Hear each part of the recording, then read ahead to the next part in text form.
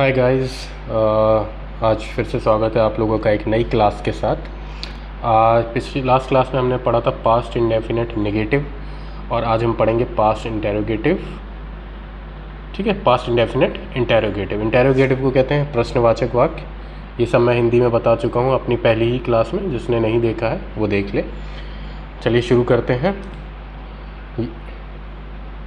यदि वाक्यों के आरंभ में क्या आदि शब्द आता है, ठीक है, बेसिकली इससे ये समझिए इसमें प्रश्न पूछा जा रहा होता है, कोई सवाल पूछा जा रहा है। प्रश्नवाचक वाक्यों में यही होता है, आपसे कोई कुछ सवाल पूछ रहा है, लेकिन हमें ये पहचानना है कि वो सवाल जो है वो किस काल से संबंधित है।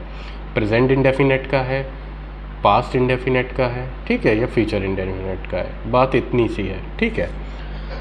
तो यदि वाक्य में क्या शब्द आता है तो सहायक क्रिया डिड का प्रयोग हम करते हैं कर्ता के पश्चात। ठीक है, अभी मैं स्ट्रक्चर बताऊंगा और वर्ब की फर्स्ट फॉर्म का प्रयोग करते हैं। पहले एक चीज़ ध्यान रख लीजिए, जहाँ भी डिड का यूज़ होगा वहाँ पे वर्ब की फर्स्ट फॉर्म आएगी। ये बात आप अपने दिमाग में बैठा लीजिए, ज़्यादा सोचने की ज़रूरत नहीं है। जहाँ भी डिड आएगा वहाँ वर्ब की फर्स्ट फॉर्म लगाएंगे। ठीक है, स्ट्रक्चर क्या है, डिड से शुरू होंगे ये सेंटेंस। ठीक है, इनकी पहचान क्या होती है वो मैंने पहले ही बता दी है, अभी हम सेंटेंस करेंगे तो पता चल जाएगा। प्लस हमारा सब्जेक्ट आएगा, क्योंकि डिड आया है तो वर्ब की फर्स्ट फॉर्म आएगी, प्लस ऑब्जेक्ट और प्लस ये क्वेश्चन मार्क। ये बहुत इंपॉर्टेंट है, लिखते समय क्वेश्चन मार्क लगाना है, ये इसकी पहचान होती है। कभी कभी क्या होता है कि जो कम्पिटिटिव एग्ज़ाम्स होते हैं, रेलवे, बैंक और एसएससी 10+2 और भी जो इतने भी एग्ज़ाम्स हैं, उसमें आपको एक इंटेरोगेटिव सेंटेंस दिया होगा और उसमें लिखा होगा कि इसमें एरर, फाइंड आउट एरर, उसमें क्या गलती वो पहचानो, और उसमें क्वेश्चन मार्क मिसिंग होगा और आप सही कर दोगे। बट ये भी बड़ा मायने रखता है, क्वेश्चन मार्क ना होना भी सेंटेंस गलत हो जाता है, रिटन में स्पेशली।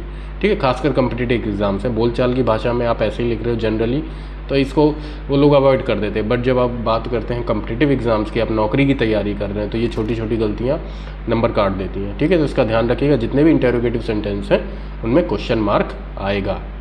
ठीक है, अच्छा, अगला रूल क्या है कि नेगेटिव में मुख्य क्रिया से पहले हमको नॉट लगाना है। ठीक है, अगर इंटेरोगेटिव नेगेटिव है तो डिड आएगा पहले स्ट्रक्चर, फिर सब्जेक्ट आएगा, सेम ऊपर वाला ही है, बस यहाँ पे नॉट आ जाएगा, बाकी सब सेम है। ठीक है, बस नॉट इंक्लूड हो जाएगा, बाकी सब सेम है।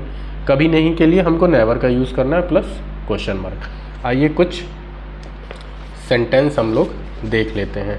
ठीक है, यहाँ पे भी स्ट्रक्चर मैंने फिर से लिख दिया। स्ट्रक्चर बहुत मैं बार बार लिखता हूँ और बार बार इसलिए आपको, क्योंकि स्ट्रक्चर पहचानना बहुत ज़रूरी है। क्या है स्ट्रक्चर, अब सेंटेंस के हिसाब से देखते हैं। क्या मोहन ने कल खाना खाया था। अब ये कल खाना खाया था, ये रिसेंट पास्ट की बात हो रही है, सॉरी, ये अभी रिसेंट पास्ट की बात हो रही है और इसमें खाया था।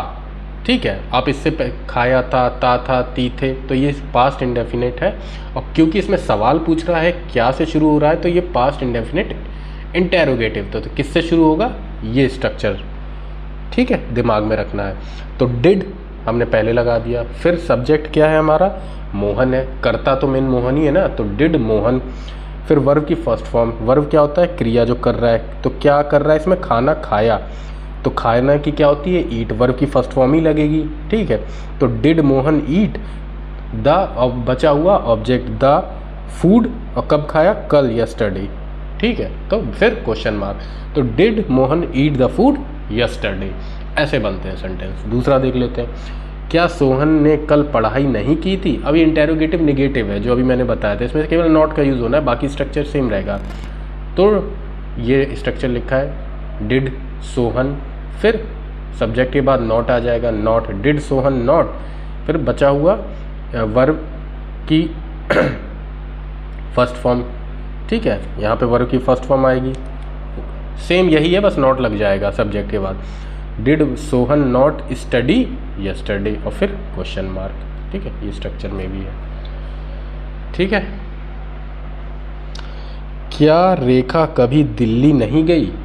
ठीक है, तो ये अब कभी नहीं का यूज़ आया है। ठीक है, कभी नहीं, कभी कभी नहीं के लिए नेवर का यूज़ होता है। सो कभी नहीं गई, कभी नहीं, कभी दिल्ली नहीं गई, तो यहाँ पे नॉट नहीं लगेगा, केवल नेवर का यूज़ होगा, क्योंकि कभी लगा हुआ है। तो डिड रेखा, सेम इस ऐसे ही होगा, डिड प्लस सब्जेक्ट, तो डिड रेखा, फिर नेवर, नेवर, फिर वर्ब की फर्स्ट फॉर्म यानी कि गो, जो क्रिया है इसकी go to Delhi, did Rekha never go to Delhi, और फिर क्वेश्चन मार्क। ठीक है। क्या आज बारिश नहीं हुई थी, फिर ये इंटरोगेटिव नेगेटिव है। ठीक है।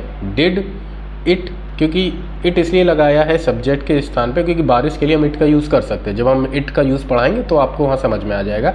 अभी आप ये समझ लीजिए जितनी निर्जीव चीज़ें हैं, एनिमल है, ऐसी है फिनोमिना, नेचुरल फिनोमिना, हम इसके लिए इट का यूज़ कर सकते हैं। तो did it not rain today, फिर क्वेश्चन मार्क। ठीक है। लास्ट है लाल बहादुर शास्त्री साहसी थे, तो ये एक लिंकिंग वर्ब का है एग्जाम्पल। जिसको लिंकिंग वर्ब नहीं मालूम मेरे पिछले वीडियोस देख लीजिए, आपको लिंकिंग वर्ब बहुत ही अच्छे से मैंने कायदे में समझाया होता है कि लिंकिंग वर्ब होते क्या है। एक्चुअल में ये एक डिस्क्रिप्शन होते हैं, किसी के बारे में बता रहे होते हैं, इसमें कुछ काम नहीं हो रहा होता है।